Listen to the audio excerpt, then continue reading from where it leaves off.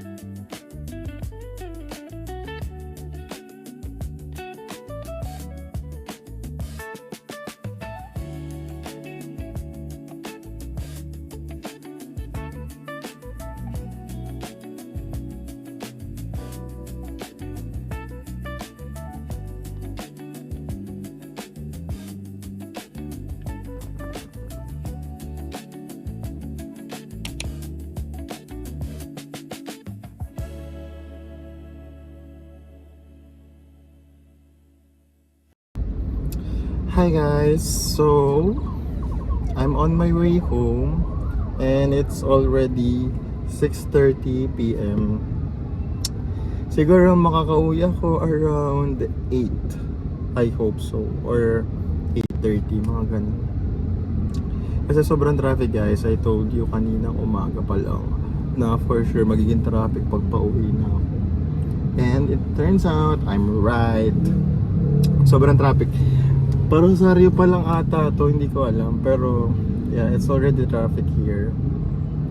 Hindi ko din alam kung saan ako papadaan anyway. So hopefully makalis ako dito sa traffic and makauwi ako maaga. And dapat pala imimit ko pa sila Ate Fika. So yun na, pauwi na din naman sila. So I said na huwag na lang. And ang daming maingay.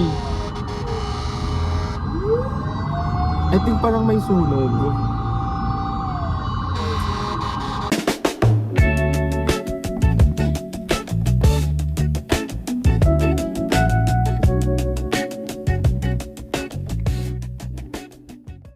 So, short story time lang, guys, kahapon. Hindi ba super traffic? So, ang ginawa ko na lang, instead na sagsagin ko yung traffic talaga. Kasi parang, I think 8:30 or 9 pa ako makakadating sa bahay nun yung ETA ko. So, parang sabi ko, ay, instead of mag-aksay ako ng gas and then mag-ano ako, I'll stay lang muna sa friend ko. So, pumunta muna ako doon sa, malapit lang naman din siya. So, doon na lang muna ako nag-stay. And then, yun, we had a short catch-up lang. And then, we had coffee. So, yun, nag-buy lang kami ng coffee. And then, yun, chikahan lang. And then, bonding with their kids.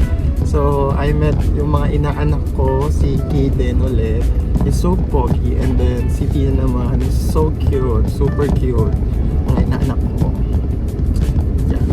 So, I'm on my way na sa baby shower, gender reveal ng friend ko, si Dustin. And nagdala lang din ako ng gift. So, yeah, I have a gift for her. Para sa baby niya. So, yun.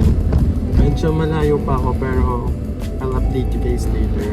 And mamimit din pa natin iba nating friends doon. Andun yung ibang pa namin kaibigan. Sila Jane, sila Seska. So, yeah, I'm excited to meet them also. Oh my gosh. Parang ngayon na lang ulit kayo magkikita-kita kasi. So, yun. Si Seska, na-meet ko siya na nagre-review pa ako eh.